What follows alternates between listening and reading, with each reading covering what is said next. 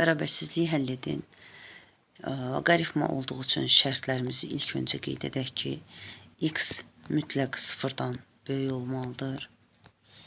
Həmçinin 5 çıxılsın x də sıfırdan böyük olmalıdır. Deməli, x 5-dən kiçikdir, sıfırdan böyükdür. Bu şərti ödəməlidir. Yəni, bu cür qeyd edə bilərik.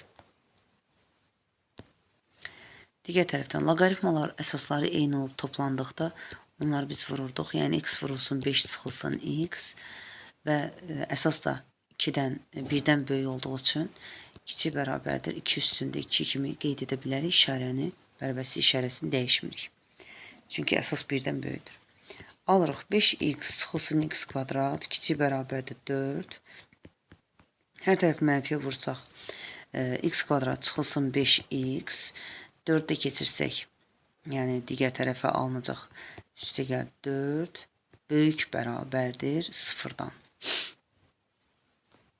Vuruqları ayırsaq, x çıxılsın 1, x çıxılsın 4, böyük bərabərdir 0-dan və ədəd oxu üzərində qeyd edək. Birinci ifadənin 0-ı 1-dir, ikinci ifadənin 0-ı 4-dür. Hər ikisini alır. Hələ ki, bərabərsizliyə görə. 4-dən yuxarı ədədlər götürsək, müsbətdir, mənfidir, müsbətdir. Bizə lazımdır yalnız müsbət olduğu tərəflər. Və bizim şərtimizə əsasən isə x 0-dan böyük 5-dən kiçikdir. Yəni, x-in ala bildiyi qiymətlər 0-dan 5-ə qədərdir.